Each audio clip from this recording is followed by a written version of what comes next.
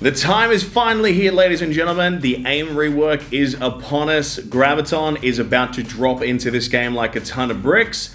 So what we're here to do today is to take those 7 possible AIM characters and tell you which 5 you should focus on to build the ultimate AIM team. Let's do this.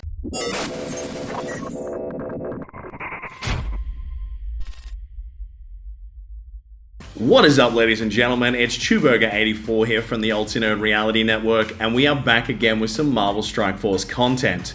Now, personally, I'm hyped because whenever we see an existing farmable team reworked, it's always a good day because it means that we can go right into testing when they're released. Now, what we're going to do today is take down the 7 different possibilities that you could put into this AIM team and make sure that you walk away with 5 characters to build the ultimate squad. Now, we're going to point out where there is extra synergies around War, Arena, and Blitz, but hopefully by the end of this, you don't have to waste any extra farm because you only need to focus on that ultimate 5. So what we're going to do is go through the kits of each of the new characters first, and then we're going to explain why we have chosen these 5 characters that you'll see at the end of the video. Now, before we get into it, we do have to declare that all of this information has been provided to us by Fox Next as part of the Envoy Content Creator Program. So as of today, these kits are up to date, but may change between now and implementation.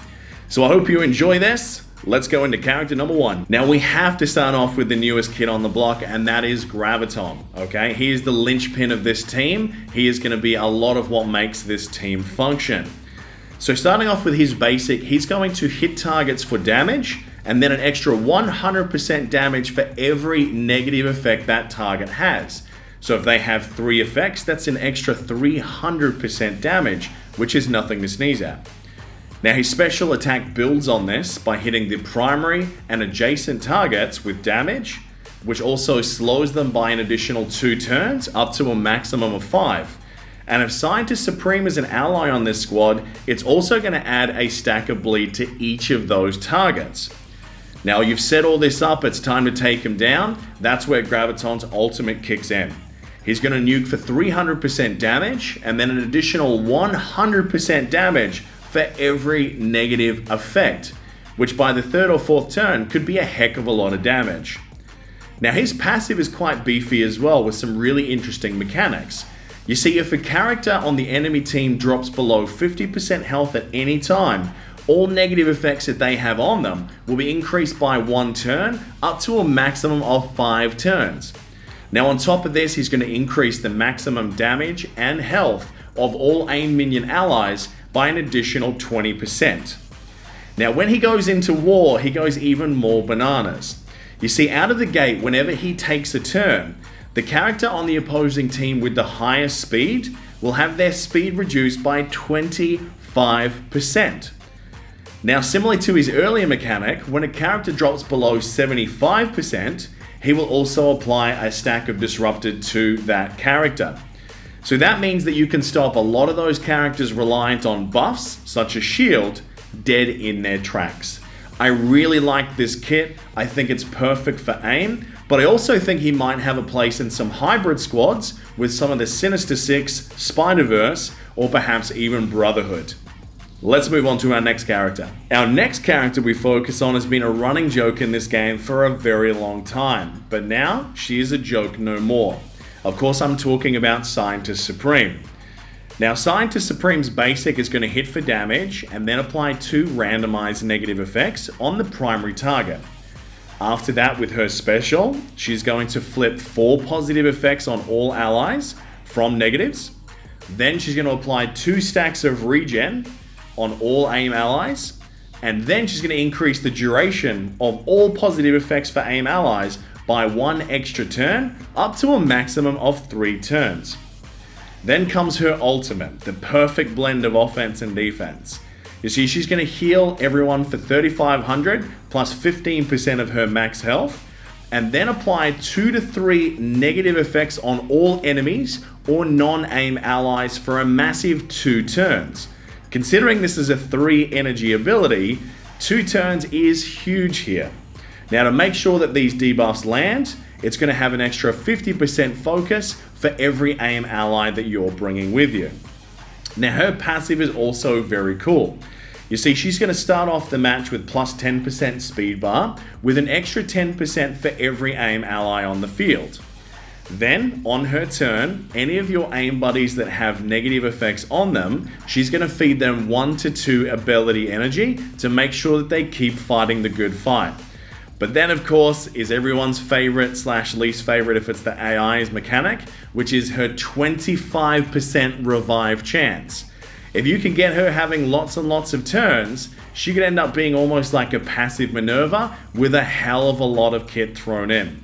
I think this is a great addition to the game, and she's looking very strong as a contender for the final 5 on this AIM team. Coming up next is the AIM Assaulter. Now he has a very simple kit, but a very fun one.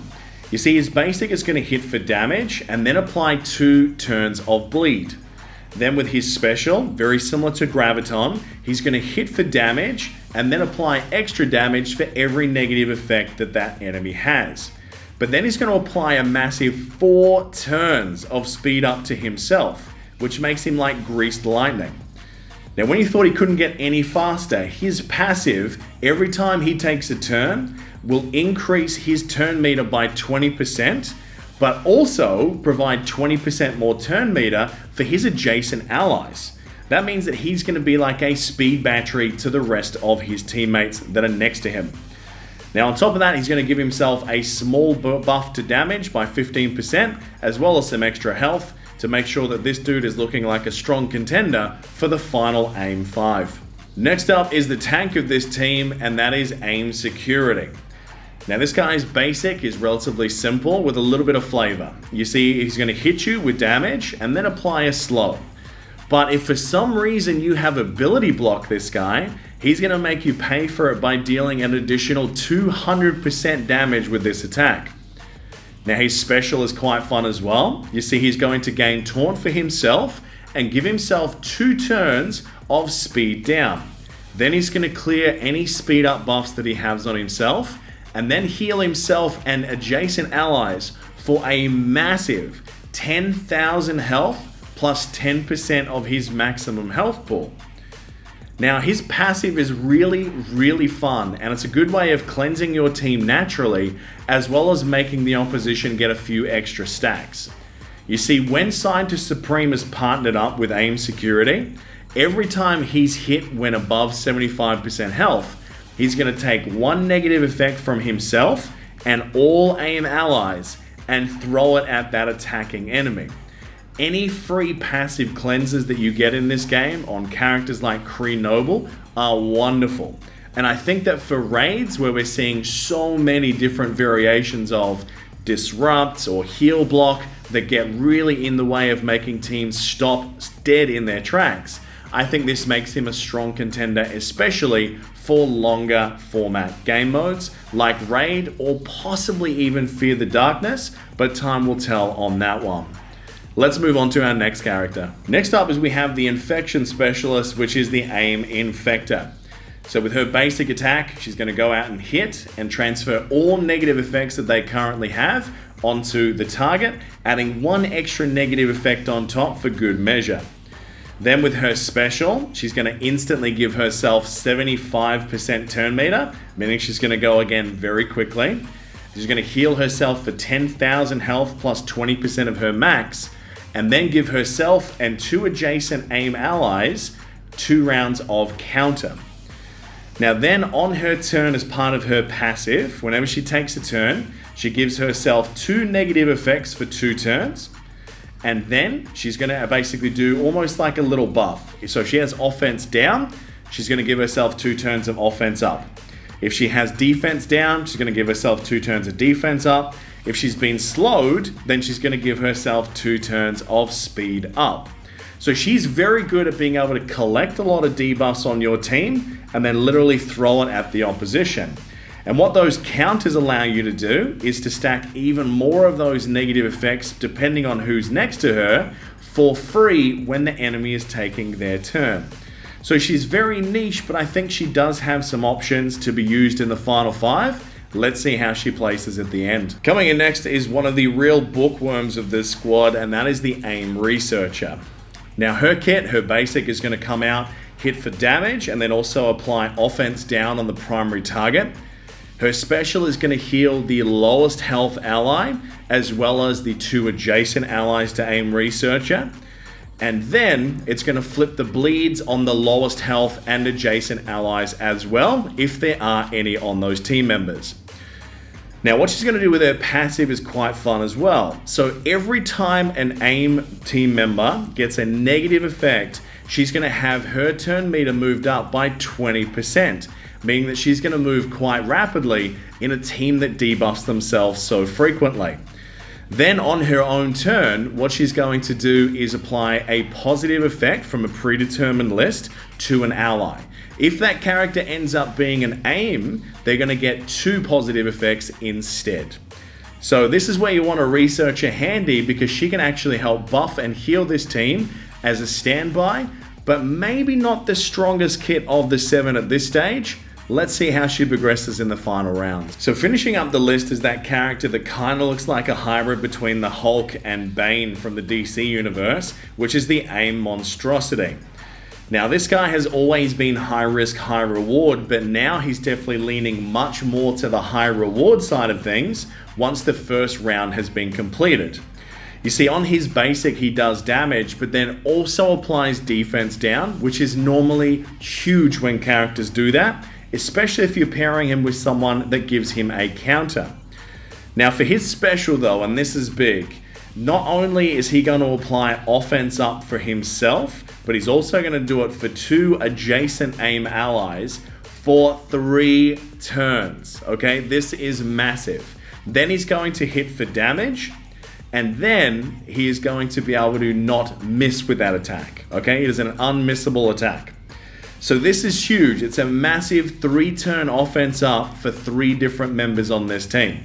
Now, if you do maximize this ability all the way to T7, the offense up will be applied before the attack, meaning that opening round will be a big one. Now, when he starts on the map, he does get defense down as a part of his spawn, so he is vulnerable at the start. But from then onwards, he gains 20% of his maximum health every turn. So if you can live through that first bit, there's a pretty good chance that he is going to run rampant over the opposing team. So offense up, buffing for the rest of the squad, that makes him a strong contender. So why don't we move into what you all really came here. Let's pick out the 5 best AIM characters to build yourself an endgame squad. Okay, so we promised you a team at the end of this video, and here it is. So for most game modes, we believe that this is the best 5 team members to make up an AIM squad, especially for functions like Raid. So on the left-hand side, we have Scientist Supreme, then we have AIM Assaulter, AIM Monstrosity, then we have Graviton, and finishing it up with AIM Security. So what we're going to do is explain our choices, and then we're going to talk about why we have left the other team members out. So first of all, on the left-hand side, we have Scientist Supreme. Now, we want her on the team no matter what. She provides other bonuses for different team members, but more specifically, she is going to be the heaviest, most consistent debuffer on this team, and she also provides significant boosts and buffs for the rest of the squad, as well as some well-needed heals in case you're eating some of your own debuffs over time.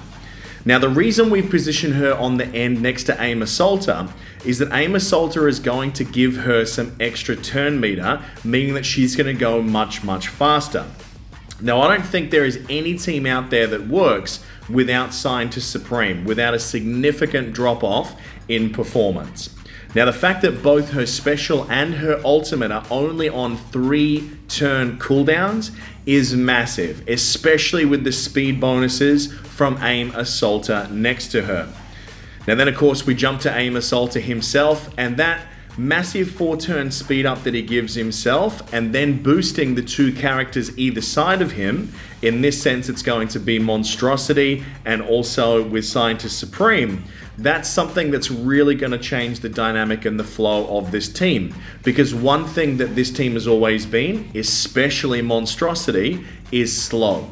Okay, so with the multiple speed ups, with the multiple turn meter boosts from AIM Assault to the rest of this squad that are next to him, that's really going to resolve some of those weaknesses that this team has always had.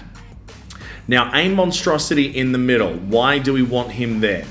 Number one, he's going to give offense up to himself and the two allies next to him. Now, the turn meter that's going most of the time is through to AIM Assaulter. He's going to be the one doing the most consistent, regular DPS of this team, just through the frequency of his turns. He's not the hardest hitter, but he's certainly going to be the one going the most. So we want him to have offense up. We definitely want Graviton to have offense up as well to capitalize on his basic, special, and ultimate. They're all very good damage dealers, especially if the opposition has some debuffs stacked up on them. So the fact that not only he can go and provide those offense buffs up, but if he's going faster by being positioned next to AIM Assaulter, that means he's going to be able to apply his defense down significantly more frequently just from his basic attack. Not only applying new defense downs, but being able to punch into his own. DPS has never been this guy's problem, and now that he's less of a glass cannon, I'm really excited to see how he performs. Now, Graviton with offense up makes sense. He has to be on this team, however, because of that global 20% max damage and 20% max health buff. You're crazy if you don't have Graviton on this team. Now, with the benefits that he's getting from the AIM Monstrosity, he's going to hit even harder. Now, the fact that he's also going to be extending the debuff duration on the enemy teams when they are less than 50% health, and also disrupting them when they're less than 75% health in war, is absolutely massive. Now, the only downside of this team is that we don't have any of the ability energy generators to make Graviton use his ultimate very frequently. That means we're going to lose a little bit of burst damage in favor of getting better sustained damage in this squad. Now, if there's one spot to argue over, it is this last one. Now, I personally love AIM security here because of the prevalence of AoE teams that we see in most of the current metas, and especially things like Mordo in raids. Now, when security gets hit with Scientist Supreme on that box, sorry, too many things on one screen, it's going to give him the flexibility to throw debuffs for your entire team back in the face of the person that gave it to you. So it means that the AoE debuffers like Mordo, Doctor Strange are just going to be so muted by this ability that it's really going to cost them. Now, because you can heal him up so frequently, because the buffs can be flipped from speed down to speed up, I think that security is the best option for most game modes, but I do suspect that Infector is the best choice for war if you are using it on offense, which we think is what most people would use this team for. So I believe this is the best 5. You could definitely use them just like this in every game mode, but Infector, if you have high red stars over there, may be worth a little bit of investment as well, just to rapidly stack those debuffs faster, allowing Graviton and also AIM Assaulter to capitalize on those extra debuffs. But these are the 5 that I personally will be going with. It's going to take a little bit of time for them to come up with me, but I'm going to be doing some videos showing them in action over the next couple of weeks. So what did you think? Do you agree with our 5? Do you disagree? Make sure you leave those comments below. Make sure you check out the Strikeforce Masters of Launch Discord channel, as well as our podcast, which is available most Tuesdays. And if you have liked what you've seen in this video today, make sure you leave a like, hit subscribe, and if you want to see more content from us, make sure you hit that notification button. For everything else, head to www.alternatedreality.com and you can check out all the other parts of our content. Make sure you check the links below because all the infographics that we have developed through our internal creator Piker, who is a rock star. If you're looking for infographics for this game, head to our Discord server and he will have them waiting for you, including the ones that we just used. So thank you very much for your time. I look forward to showcasing this team for you more in depth very shortly. I'm s.h.i.e.L.D. 84, and until next time, cheers.